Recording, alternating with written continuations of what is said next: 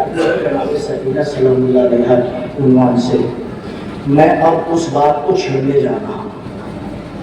جناب سکینہ کا ننیہال آپ لوگوں میں سے کسی نے سنا ہو تو بتا دیجیے گا، اور اگر نہیں سنا ہوگا تو پھر اسی طریقے سے سنیے گا جیسے میں سنا رہا ہوں۔ توجہ چاہتا ہوں، یقیناً بات ملنا مشکل ہے چونکہ میں اب تاریخ ذکر کرنے جا رہا ہوں۔ جناب سکینہ کا ننیہال کون سا تھا؟ جناب سکینہ کے نانا کا نام امراء القیس تھا۔ کیا تھا نام؟ امراء القیس۔ غور سے سنیے گا، داد نہ دیجیے، کوئی مسئلہ نہیں، جانے کے بعد یا جانے کے وقت بھی دعاؤں میں بس مجھے یاد کر لیجیے گا، یہی میرے لیے کافی ہوگا۔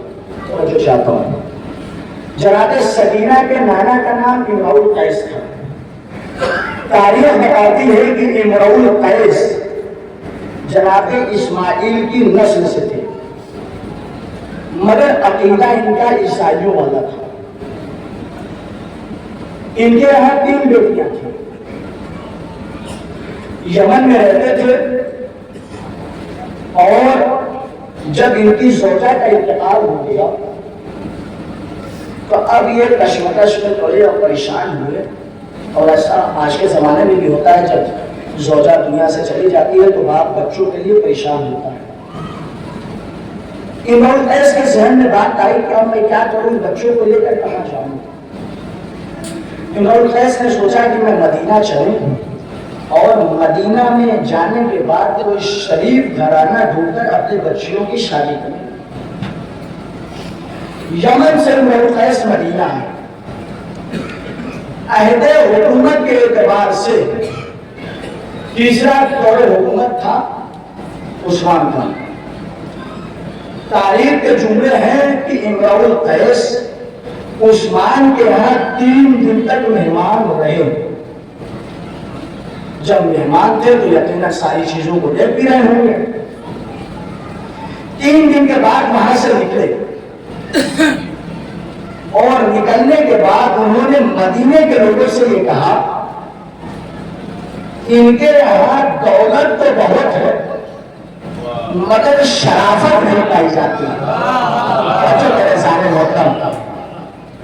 دولت بہت ہے مگر شرافت نہیں پائی جاتی۔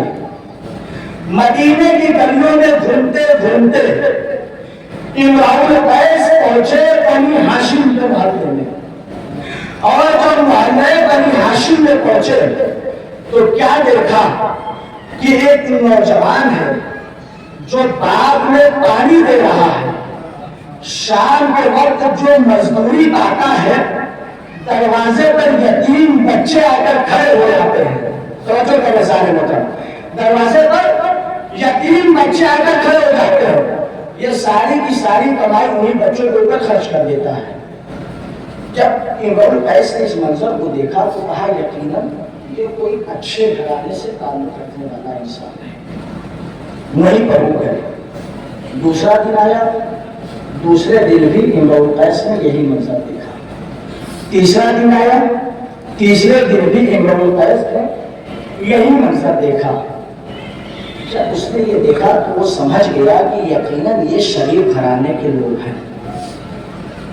آیا، لوگوں سے معلوم کیا کہ آخر یہ بتاؤ کہ یہ مدینے میں محلے بنی ہاشم میں جو کھیتوں میں پانی ڈال رہا ہے یہ کون ہے؟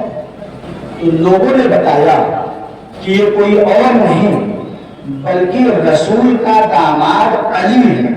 توجہ سے کھاتا ہوں سامنے تم۔ جب اسے معلوم ہوا کہ یہ رسول کا داماد ہے تو وہ آیا، آپ کے قدموں پر گر گیا اور اسلام کو قبول کیا۔